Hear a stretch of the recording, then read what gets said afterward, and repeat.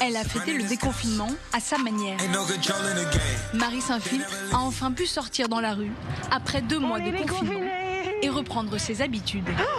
Oh non, c'est pas possible. Parce qu'avant, les vidéos de Marie Saint-Filtre, c'était ça. Fais crooner un peu parade.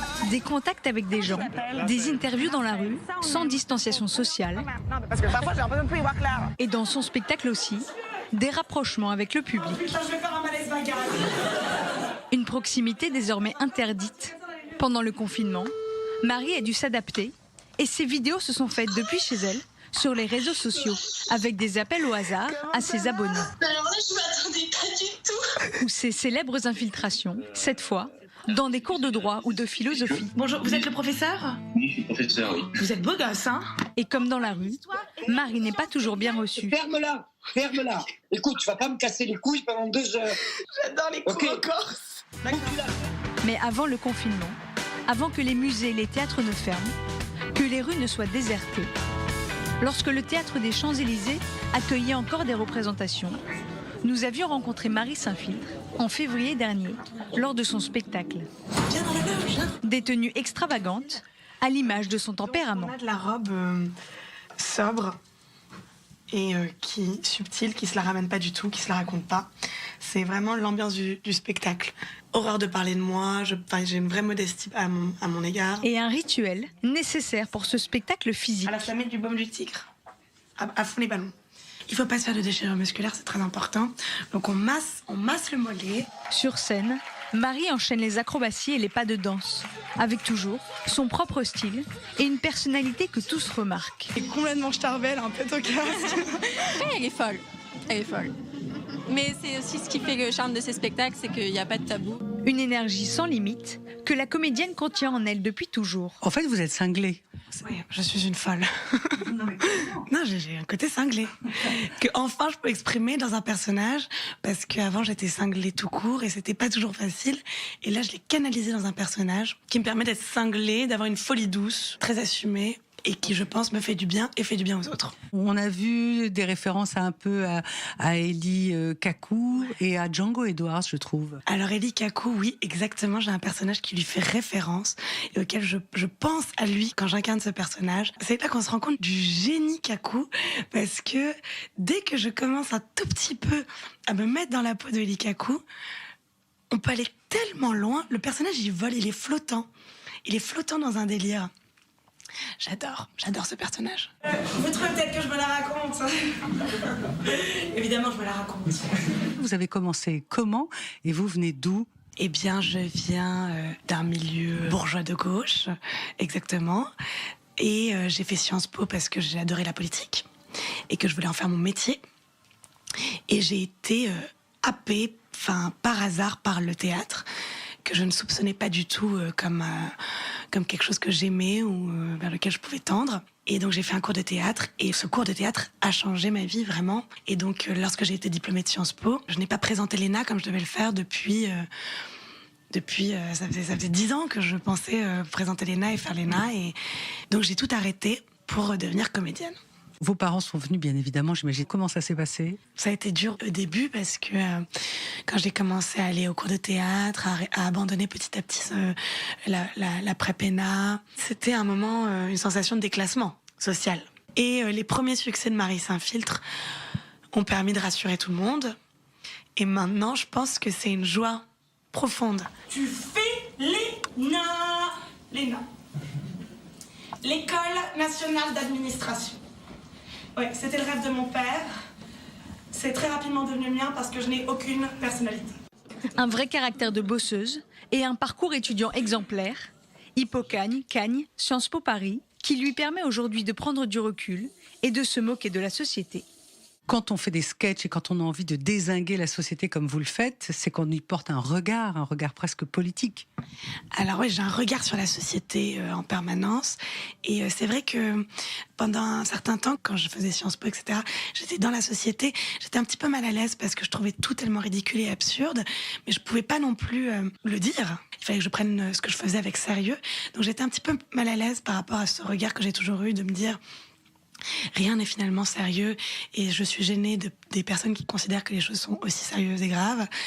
Et quand je suis devenue comédienne, j'ai pu associer à la fois mon regard critique et ma joie de vivre. À partir du moment où j'ai créé ce personnage qui s'appelle Marie Saint-Filtre, qui est une sorte de caméléon, de personnage fictif qui va se mettre en scène dans la réalité, j'ai décidé d'en faire une satire. Et une satire, elle doit critiquer tout le monde, tout le temps, en permanence, et s'adresser à tous les milieux, et quels que soient les sujets. Et j'essaie de le faire avec Marie Saint-Filtre, c'est ce qui donne ce côté gênant. Tout le monde dit c'est gênant, elle est gênante, etc. Moi, je pense que cette gêne-là, elle permet de libérer. Elle est assez salvatrice, elle permet de libérer un rire dont on a besoin pour les sujets un peu problématiques. Ces faits d'armes, des vidéos satiriques, souvent polémiques, dès 2017, avec des discussions sans tabou dans la rue. Parce qu'avec un prénom pareil, on peut plus être français, tu sais, aujourd'hui en France. Il n'y a pas assez de français, moi je veux du bon François, un bon François. Une infiltration dans une gay pride, habillée en militante de la manif pour tous. Dans un meeting du Rassemblement national,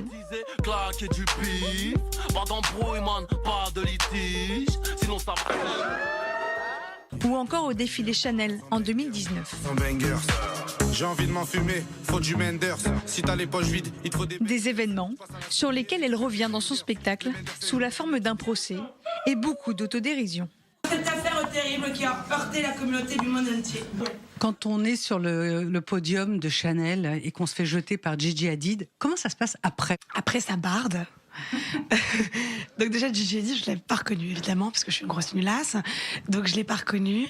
Je savais pas qui était cette hystérique parce qu'elle était vraiment hystéro. Le plus grand top modèle du monde, j'étais complètement à côté de la plaque. Et donc quand je sors de là, ça a bardé, ouais, ça criait fort. Et il faut savoir qu'à chaque institution, ses codes. Et l'institution Chanel, par exemple, il faut comprendre assez intuitivement qu'elle déteste le scandale. Donc si ça commence à gueuler, etc., il suffit juste de gueuler un petit peu plus fort pour que il vous évince. Donc c'est ce que j'ai fait. J'ai commencé à crier très fort. Et à ce moment-là, il voulait appeler la police, etc. Et là, j'ai hurlé, appelez la police, appelez la police, appelez la police. Et là, ça a commencé, ils ont vraiment eu peur. Et je suis partie rapidement entourée de très beaux gardes du corps. Sur la scène du meeting Marine Le Pen, enfin du Front National, qu'est-ce qui se passe après ?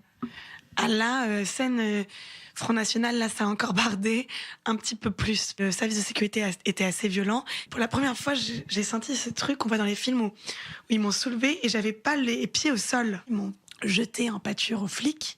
Et dès que je leur ai dit j'ai rien fait, j'ai juste fait des doigts d'honneur au meeting du Front National, ils se sont calmés, ils m'ont raccompagné à ma voiture. Aucun sujet tabou. Marie critique tout le monde. Comment ça, ma Shoshana? Comment ça, ma petite Shoshana? Tu vois, elle a des paillettes, même sur le portable. Quand vous dites à une fille, mais mets ton voile, là, vas-y, et les feuges, là, les feugettes avec le nez, l'argent, le machin, ça y va quand même. Ouais, ça y va. C'est très lourd. C'est extrêmement lourd. Mais ça y va parce que c'est de l'humour. À partir du moment où j'ai décidé de faire de Marie Saint-Filtre un personnage humoristique, eh ben, on va pas faire les susceptibles. Et parfois, je dis des choses abominables sur scène, mais des choses abominables. Et si ça se passe très bien, tout le monde le prend bien parce que j'ai tapé sur tout le monde. Le vrai problème, c'est quand le vrai problème du donné, c'est que le mec est devenu fou parce il est devenu fou sur une communauté, il ne parle que de ça, etc. Mais à partir du moment où on s'attaque à tout le monde et avant tout à soi-même, parce qu'il y en a des vannes quand même qui m'assassinent, on fait son travail d'humoriste. Mais avec 327 000 abonnés sur Instagram, plus de 280 000 sur YouTube et plus de 700 000 sur Facebook, ses propos sont désormais scrutés. C'est vrai qu'il y a une différence. Malheureusement, moi je fonctionne pas du tout par la peur, mais ça demande plus de réflexion. Je fais parfois le risque. Avant, je m'en fous, le regard des autres, etc. Là, je calcule plus les conséquences, je dirais. je me dis, est-ce que ça peut aujourd'hui être un petit peu mal interprété, etc. Alors qu'avant, je disais, j'en ai rien à foutre, on peut penser ce qu'on veut de moi. J'ai quand même une responsabilité là, morale, un petit peu plus forte. Le personnage va devenir quoi? J'ai lu dans une interview qu'un jour, vous aviez envie de la tuer. Je sais pas si c'est vrai. Ouais. Alors le personnage, quand je l'ai créé, c'était aussi... c'est un personnage éphémère, parce que déjà... C'est génial d'être un clown et d'être un pitre. Ça me correspond parfaitement. Je vais pas faire ça pendant 20 ans. Ma vraie passion, c'est de dire des textes. Et ça, c'est mon moment, c'est mon moment préféré. La beauté d'un texte à interpréter, ça c'est ce que j'aime le plus au monde. Donc le personnage de Marie Saint-Phil, c'est un prétexte d'avoir un succès tel qui me permettra ensuite de faire des choses un petit peu plus ambitieuses d'un point de vue artistique, j'espère. Des projets plus ambitieux qui pourraient justement aboutir après ce confinement. Début d'écriture d'un film, d'une pièce de théâtre et un livre de conseils d'infiltration devrait prochainement être publié. Une période productive et peut-être l'occasion, dit-elle, de faire grandir le personnage de Marie Saint-Phil.